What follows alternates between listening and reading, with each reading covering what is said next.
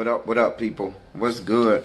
It's me, L Teddy 27, with my Angry Teacher Chronicles. And, excuse me, I'm sorry. We are here for another review of the ABC Limited Series For Life. This is episode 2, Dose.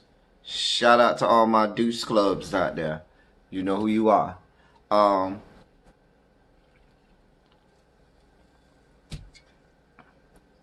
That's good. Anyway, so let's get right down to it. I'm liking this show. Let me say again, we're in episode 2. So I'm liking this show, and I'm liking some things that I am seeing that the writers are doing. And this definitely is not a Tyler Perry production. You know how normally you would say no offense to Tyler Perry? No, this is all offense to Tyler Perry. Dear God. Anyway, so we start off with Aaron meeting up with the warden. I don't think they call her the warden. I don't think she's called a warden. I think she's called a superintendent. I don't know. I'll have it down by episode 4 or 5. But you got to give me a couple episodes. I'm going to call her the warden until then, because I don't even know the lady's name. Anyway, she's still on this track to try to revolutionize prisons and do away with certain things, specifically solitary confinement and the whole. And she's trying to do away with those things, and she's trying to get all of the pieces together and put things in order so she can make a case to present to the board and so forth. So she was saying that the case that Aaron has taken on, representing Joey Knox, the white guy who's a member of the Aryan Nation, or whatnot. She was trying to see what and how that could help and or hurt what she has going on. And so she's speaking with Aaron, and they're talking about how to navigate through this case so that both parties can get what they want. Aaron knows and realizes that just taking on this case is bad business for him, but he knows that he has to honor the deal that he made with Wild Bill and the favor that he owes Wild Bill for helping him out last episode, during the first episode.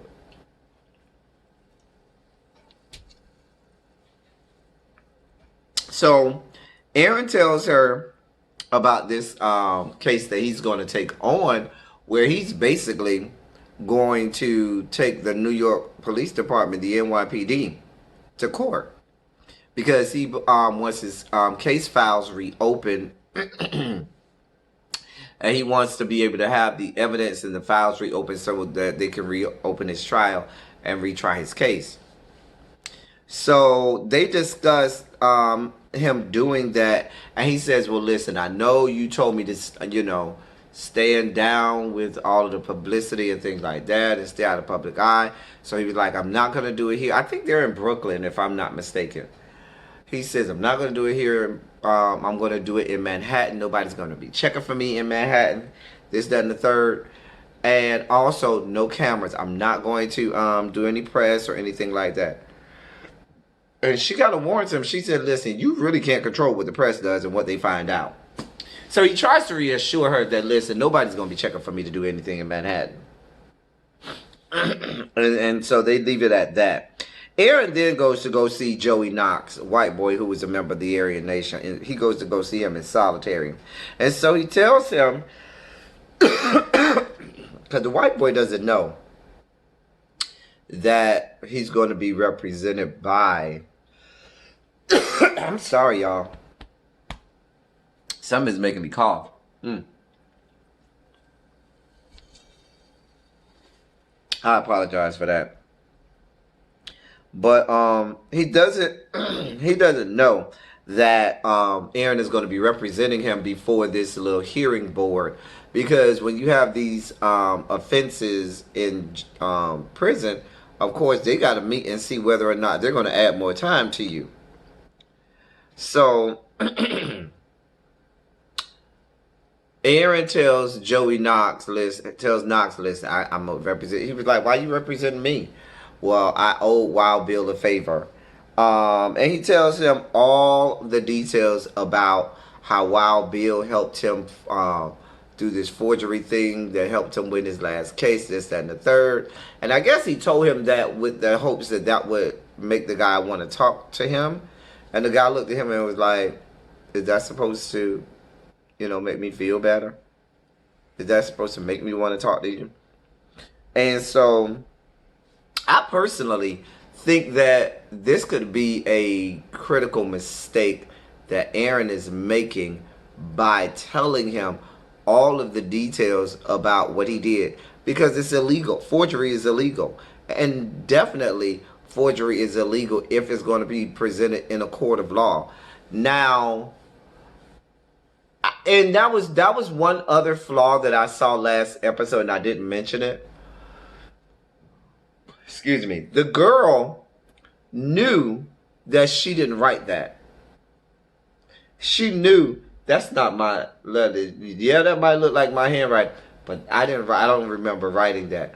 But the words touched her so much that she was willing to, speak up about how she had lied. But the fact that the other attorney did not catch the fact that that evidence should have been inadmissible. But whatever. Knox ain't trying to talk to Aaron at all. He don't want no parts of talking to Aaron about anything involving any of this, and he kind of dismisses him. So then, some white dude named Henry Roswell, he rolls up to the prison to go see Aaron. And Aaron, he's in line. Looks like they're going to go get something to eat. So then Weebay, that's going to be his name forever. Y'all know what Weebay I'm talking about. Weebay from The Wire. Go check out The Wire seasons 1, 2, and 3. Yeah, I think Weebay was in 1, 2, and 3. I know he wasn't in 4. In season 4, because his son Naaman, or Nay, whatever his name was, the one with the little ponytail, that was Weebay's son. He was in season 4. But Weebay, I know Weebay was in 1 and 2. I think Weebay went to jail at the end of season 3. But it's Weebay who's in jail again, in prison with Aaron. And he was like, oh, you meet with Roswell again. Why he tries to ask him why he keep coming in here to see Aaron. And they had this whole back and forth. And Aaron's friend in jail's name is Jamal. That's his boy. And Jamal was like, why don't you just mind your own business? He said the guy's name. I don't remember. He's going to be Weebay from here on out, okay? So then Roswell meets with Aaron, and he gives him some good advice. He sits down with Aaron and he says, listen, are you sure that you want to take on a formidable opponent like the NYPD? Because you got to know, you already going at the district attorney. You already put your stakes out on him. And the people already got their eyes on you. You already got 2 counts against you by being a convicted felon. And it's just by the sheer grace of God that they're even allowing you to practice law. So do you think that this early on in your career as a lawyer, you want to be taking on the NYPD? But he says he's going to go ahead with it. Anyway, so Aaron then calls his baby mama. And he talks to her about his daughter being pregnant. And they have a whole conversation about the baby daddy his daughter's baby daddy coming out to see him, and something about the guy who Aaron's ex-girlfriend is with, who's actually Aaron's friend. Something about him just rubs me the wrong way. The way he snoops around and the way he's just there. Something about him just does not feel good to me. I can't put my finger on it, but if I could, I would have to wash it. Anyway, on the way to court,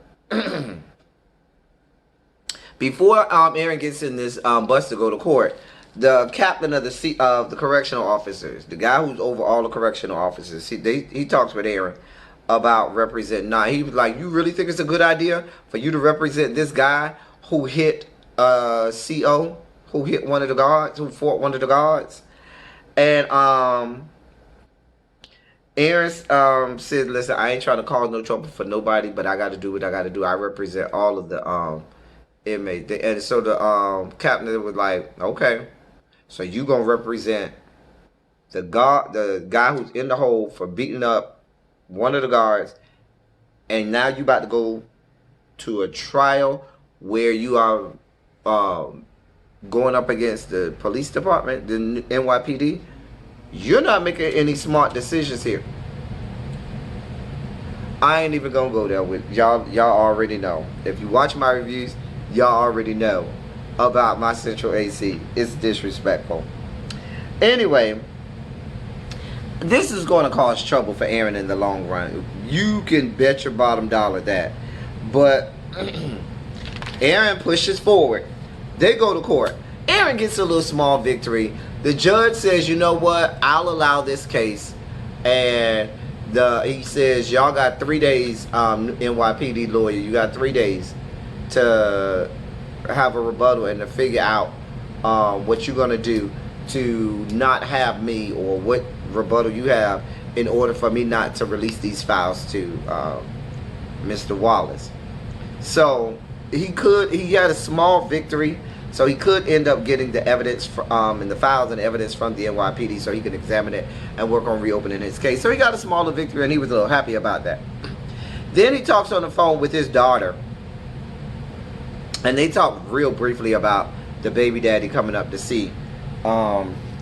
And I was wondering why the writers kept bringing up the baby daddy and the baby daddy coming up to see Aaron, and that's going to come out later.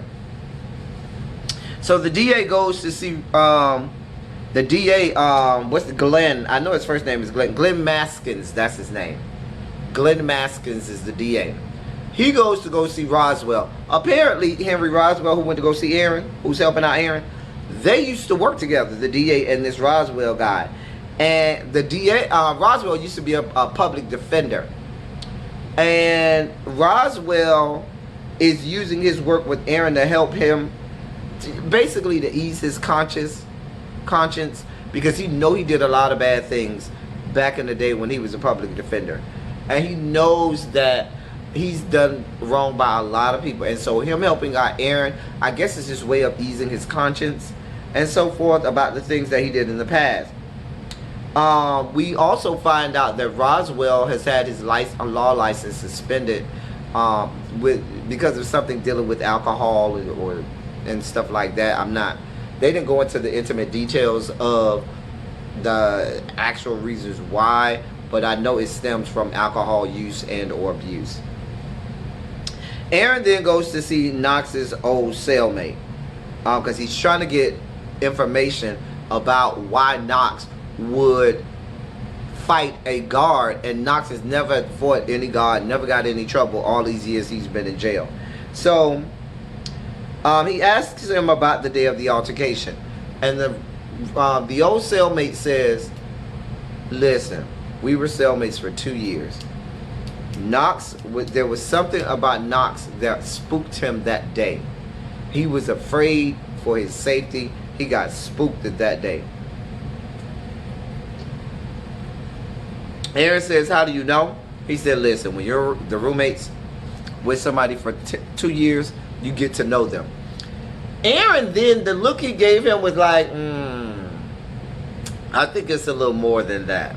And that's immediately what I thought. Like, yeah, that was your roommate, but you seem to have a lot more information about your roommate than the average person. Well, cellmate. I keep saying roommate, cellmate. So Aaron goes to get information on Knox. So he goes to go get to go see the camera footage, this, that, and the third, and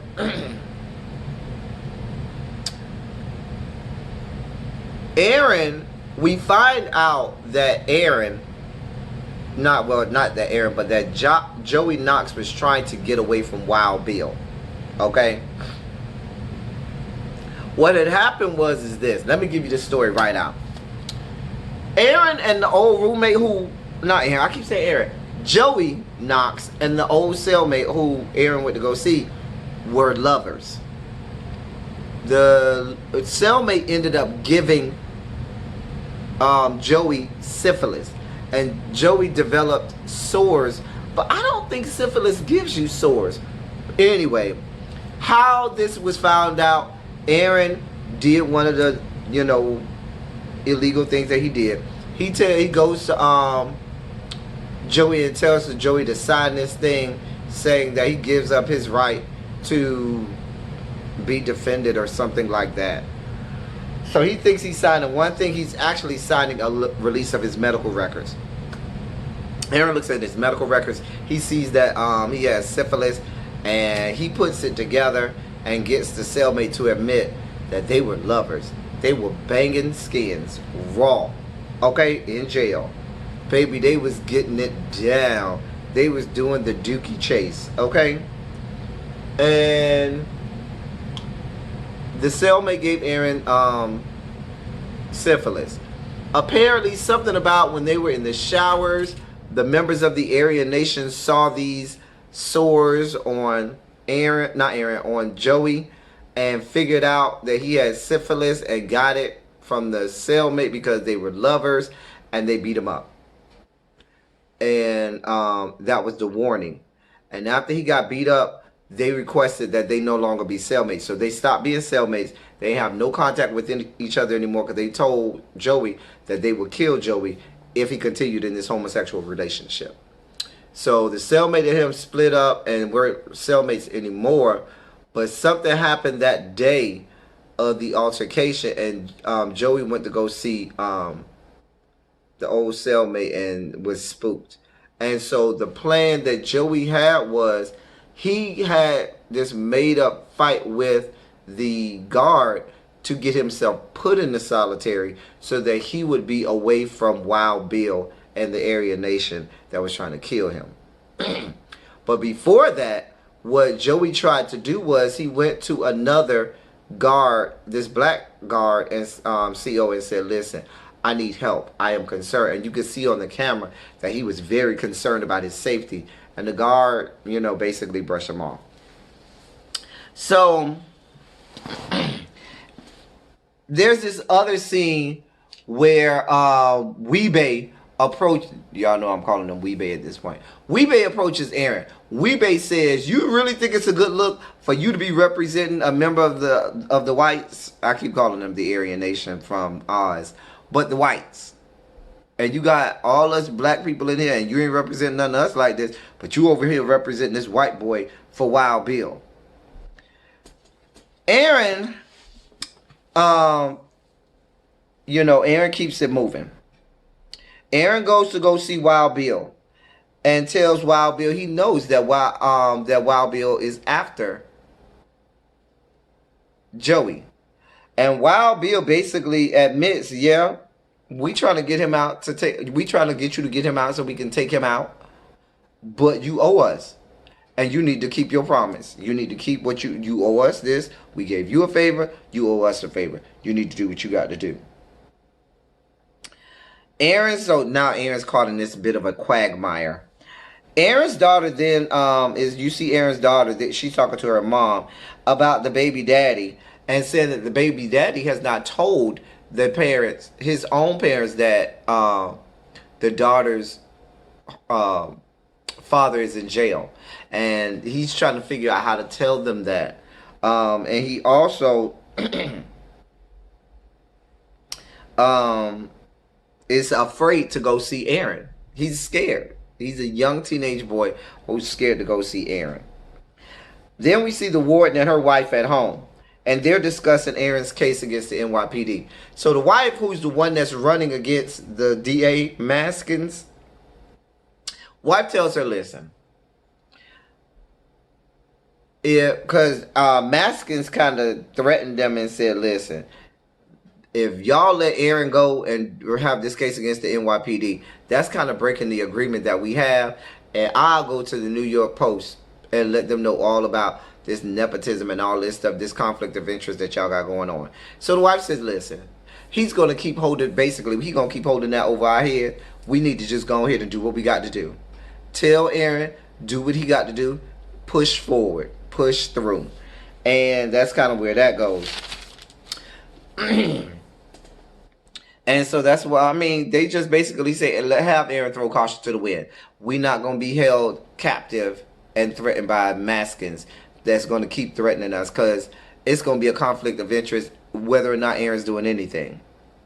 You only been there 6 months. So it is what it is. Aaron, we did see Aaron talks to his boy in jail, Jamal, about helping him with a lot of the things that he has going on with the cases and all of the moving parts between the Aryan Nation, the blacks, and the COs, and all of these people that are now against Aaron at one time. So his boy Jamal said, listen, fool, you are radioactive, and I don't need to even be talking to you right now. So then at the end of their conversation, they kind of have this made up argument, fight, or whatever, so that it looked like Jamal was not really trying to be friendly with Aaron, but he's still going to help Aaron out. The baby daddy finally goes to go see Aaron. The mom, Aaron's ex-girlfriend, takes the baby daddy up there to see Aaron. Listen, this whole conversation, he was deer in the headlights. He was so scared. He was so scared. He was so scared. And Aaron basically tells him, listen, I need you to be a real dad. I need you to be there through this whole process with her. Don't let her suffer alone. Don't let her go through anything alone. She needs to go through it with you. And you need to be carrying her. Basically. So he was talking about, we still plan on going to college, and I still plan on being with her forever and marrying her, this, that, and the third. And so Aaron asks him, well, I know she wanted to go away to California to go to school, and is that and isn't this cutting into that, this pregnancy or whatever? He was like, I know, but we still have plans to do what we got to do. The boy was scared. The boy was scared, but he, he seemed like a good guy, a good boy. He seemed to have his head on his shoulder, but he was real scared talking to Aaron. So then we're at the hearing, not the court hearing, but the hearing in the jail for Joey Knox. The roommate testifies, tells all about what Joey was going through with the Aryan Nation. Then they have both of the guards, the guard who Joey fought and the guard who Joey went to at first, trying to get help. And after all of the testimony, this, that, and the third, at the end of the hearing, they agreed that, okay, Knox was justified in what he did. They'll release Knox from solitary, and then the warden is then going to have Knox transferred to another prison that Wild Bill can't get to him because they know he's in danger. I think they're going to transfer the cellmate as well, which was a good thing. So Aaron got that victory. He's feeling high on the hog. The next day he goes to court. Not so much. His daughter is at the court. Is that in the courtroom before the judge comes out. He goes, kisses his daughter. What are you doing here? Shouldn't you be in school? Oh, I wanted to see you. I only have PE, this, that, and the third. He's so happy to see his daughter.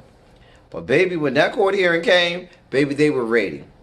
The assistant DA that was going up against Aaron in episode 1, now he's here for this case. And they was ready, locked and loaded, had all of this, these, rules, regulations, and all of this legal speak. Basically, long story short, they said, the judge said, well, nah, I agree. It's more the same. they came up with this new evidence that they can't release and this, that, that. More of the shiggity that they can do when you have the DA and the police department. These people can do a lot of bad things. Aaron loses. You ain't getting no evidence. It's, you know, you need to let it go. So Aaron's kind of down, and the whole time in court, his daughter is seeing how they are just going at Aaron. I mean, they're coming at Aaron hard, and the daughter has this mortified look on her face, like she seems so hurt and so angry at how they're treating her dad and how he's having to try so hard to defend himself. Excuse me. And after the case, Aaron gets on the phone. No, he gets a text from his ex-girlfriend, and then he gets a text from the baby daddy, whose name is Ronnie. And he said, I got your number from the daughter. Can you call me? Aaron calls that young man, and that young man grows a pair of balls and has a man-to-man conversation. And he tells Aaron a lot of the stuff that Aaron's daughter and Aaron's ex-girlfriend would not tell him. The fact that her grades are suffering in school because of Aaron, and her having to go up, the fact that her having to travel 5 hours back and forward to go see Aaron while she's pregnant is not helping her health. The fact that after that court case, he had to drive an hour and a half. The boyfriend had to drive an hour and a half to go get her because she had she was so traumatized and she couldn't make her way home by herself. And the fact that she really wasn't going to college in California anymore because she didn't want to be that far away from her father, which was in jail. The boyfriend basically laid Aaron out and said, listen, all of the stuff that you think is really on you, and they have been keeping that from you. And you told me that it's my job to protect your daughter, and I'm doing that by letting you know exactly what kind of hurt, harm you're causing her. And Aaron was appreciative. He couldn't do nothing but be appreciative because he knew nothing of any of this. So I really love that. To me was the best part of the episode, that man-to-man talk and conversation that Ronnie had with Aaron. Aaron is back on the yard. Aaron goes up to Wild Bill. Wild Bill, as you know, is upset. Aaron said, listen, I kept my promise. I got him out of solitary. Now, you can blame the warden that he's getting transferred. I ain't got nothing to do with that. And Wild Bill sees right through the crap. Wild Bill was like, okay, this ain't over. Then the warden, now this makes Weebay and the blacks feel good. Well, look better upon Aaron, I should say. Then the warden comes to talk to Aaron. And she lets Aaron know, listen, we're going to let you loose. You know, you have free reign to fight this battle however you see fit. Because she was looking at different things, and she saw that Aaron's daughter was pregnant the last time she came. And she felt kind of compassion for Aaron and what he was going through. And she was like, you know what? You got it. You want to go fight? Go fight. You have my blessing. Free reign. And that's where it went off. It was another good episode, y'all. Y'all, let's get in the comments. Let me know what y'all think. Let me know if you thought my commentary was bad or my insight might have been off. Or, you know, we can have discussions. We can argue about what we saw. Until next week, y'all, I will be back with another review next week. Thank y'all for coming. Y'all drive safely.